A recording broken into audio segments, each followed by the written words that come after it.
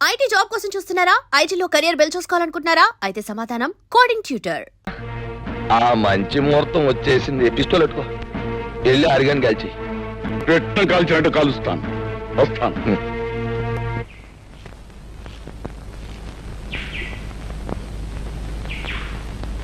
అరే అరే,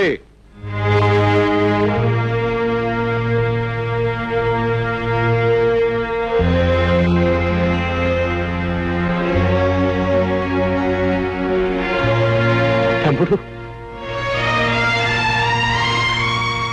తమ్ముడు, అన్నయ్య తమ్ముడు, అన్నయ్య తమ్ముడు, నన్ను క్షమించగలవురా నువ్వు? అదే మాటన్నయ్య.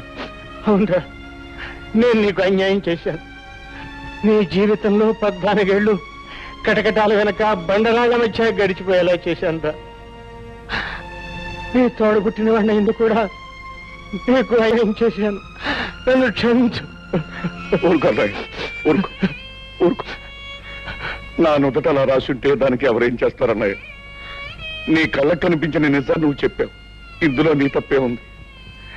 అవును, ఇంతకీ ఇదంతా నీతో ఎవరు చెప్పారన్నయ్య? నేనే చెప్పాను బాబాయ్. అంతేకాదు, మన ఇద్దరం కలిసి ఆ రాయుడు ఆట కట్టించడానికి ఎలాంటి ప్లాన్ వేసాం కూడా చెప్పాను. అరే, వీళ్ళకి నిజం తెలిసినట్టే నువ్వు ఎవరివన్న నిజం రాయుడు కూడా తెలిసిపోయింది. ఎలా తెలుస్తుంది బాబాయ్? పట్టణం నుంచి గిరి ముసలైన బంధించి తీసుకొచ్చాడు. వాడి చేత నిజం చెప్పించాను. ఎవరు? రుద్రయ్య నువ్వా? ఎంతసేపు అయింది అబ్బాయి వచ్చి? ఇంతకు ముందే వచ్చాను వదిన. వదిన, అమృతం లాంటి నీ చేతి వంట తిని ఎన్నో ఏళ్ళైంది. ఆకలిగా ఉంది, అన్నం పెట్టు. అంతకంటేనా? రా అబ్బాయి. సరే.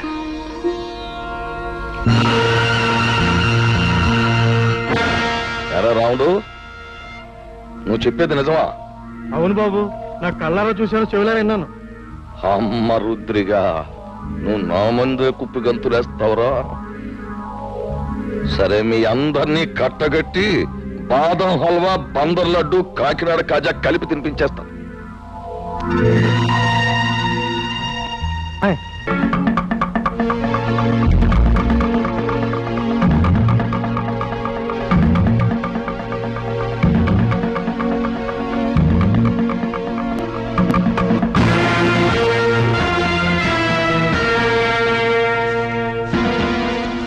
ఏంట్రా రుద్రయ్య, చలిమిడి ముద్ద తినేసి ఏనాడో సెలవు తీసుకోవాల్సిన నీ అన్నగారి కొడుకు ఊళ్ళోకి రుస్తుములా దిగి నాకే శత్రువు అయిపోయి, అవి నువ్వు వెళ్ళాడికి దప్పలం ఎట్టేరా అని నిన్ను పంపితే ఆడు నువ్వు అందరూ ఏకమైపోయి నాకేదో ఎట్టేయాలని మీరు పప్పులో కాలేశారు. నేను మొన్నే చెప్పాను కదా నా గురి తప్పదు అని.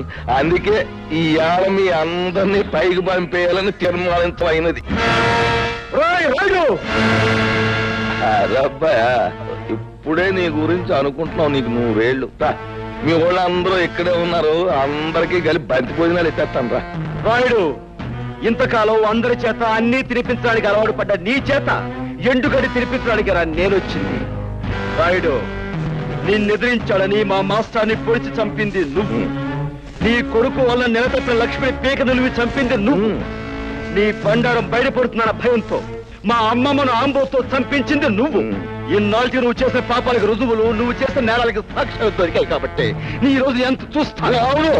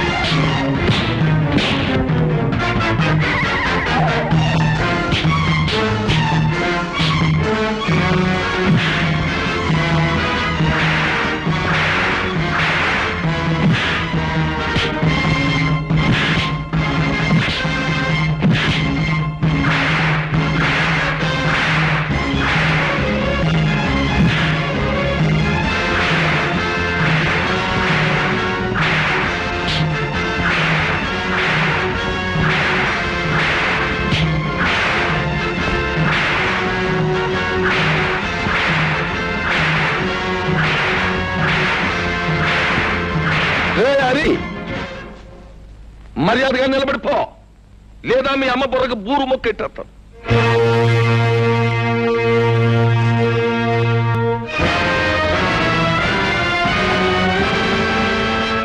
రేయ్, ఆ నట్టుకొచ్చా చెట్టు కట్టేయండిరా.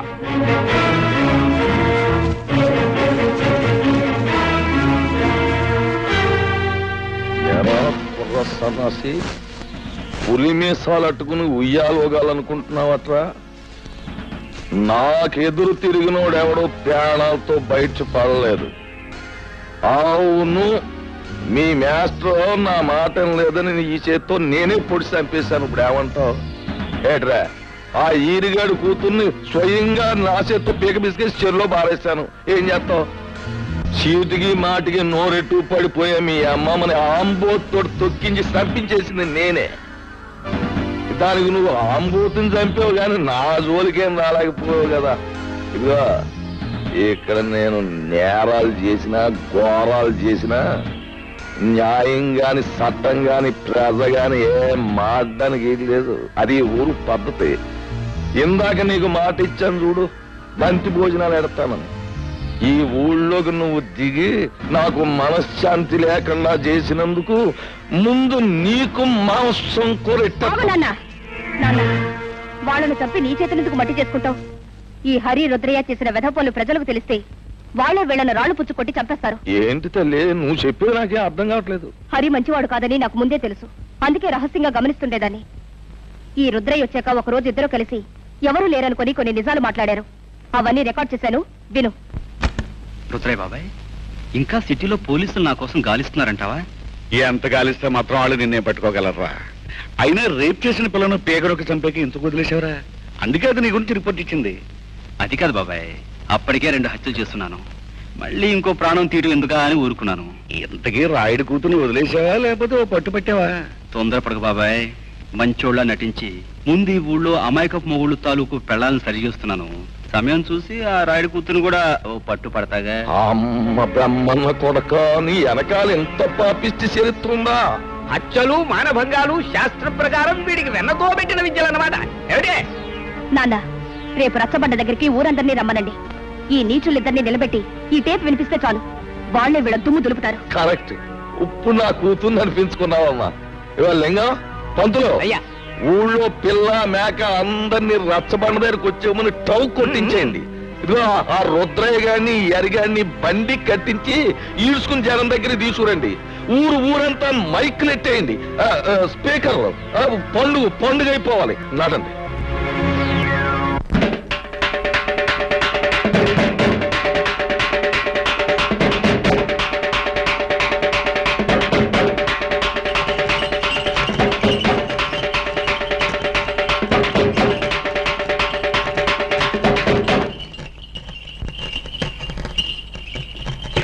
మహాజనులారా, నా గ్రామ ప్రజలారా, చక్కగా చల్లగా సాగిపోతున్న మన ఊళ్ళోకి ఈ అరిగాడనేవాడు పాములాగా వచ్చి ఇషాన్ని గక్కి ఊరిని అల్లకల్లోలం చేసేశాడు. అందుకే ఆడి చేత బాగా పొలావు తినిపించి మరీ గెంటేశాను ఊళ్ళోంచి. కానీ వెళ్ళిపోయినోడు ఆడు ఊరుకోలేదు. పగబట్టిన పావులాగా మళ్ళీ తిరుగుళ్ళోకి వచ్చాడు. మరి పచ్చినెత్తుర్ని పానకంలాగా తాగేసి ఆ రుద్రయ్య గారితో స్నేహం చేశాడు. ఇద్దరు కలిపి ఊరిని బూడిద చేసేయాలని ఓ ప్లాన్ వేసుకున్నారు. మాట్లాడమేమా లింగం?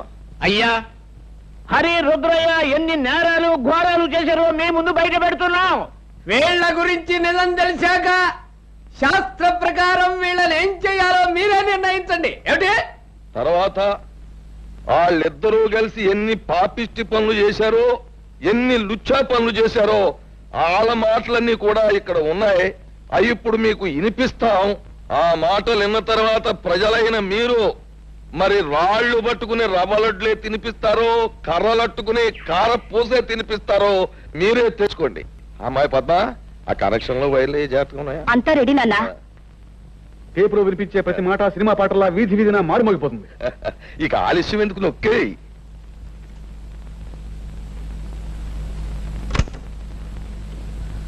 నాకెదురు తిరిగినోడు ఎవడో ప్రాణాలతో బయట పడలేదు. అవును, మీ మాస్టర్ నా మాట లేదని ఈ చేత్తో నేనే పొడి చంపేశాను. ఇప్పుడు ఏమంటావు? ఆ ఈరిగాడు కూతుర్ని స్వయంగా నా చేత్తోటే పీక బిస్కెట్స్ చెరులో పారేశాను. ఏం చేస్తావు? చీటికి మాటికి నోరెట్టు పడిపోయా మీ అమ్మమ్మని ఆంబోతో తొక్కించి చంపించేసింది నేనే. దానికి నువ్వు ఆంబోతుని చంపావు కానీ నా జోలికేం రాలేకపోయావు కదా. ఇక్కడ నేను నేరాలు చేసినా ఘోరాలు చేసినా న్యాయం గాని చట్టం గాని పేద గాని ఆ కనెక్షన్లు కనెక్షన్లు పీకి పారేసి అరిగాడు కుటుంబానికి మంగళార్థ పడి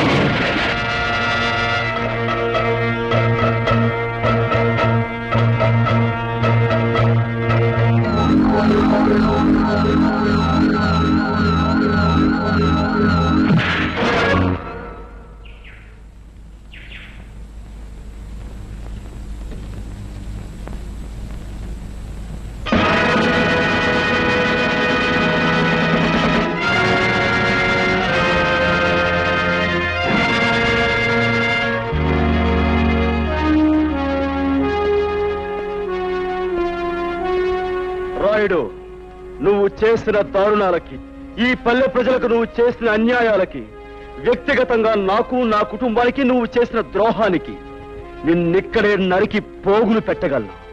కానీ నేను ఆ పని చెయ్యలేను. ఎందుకంటే నేను చట్టానికి బద్ధుణ్ణి.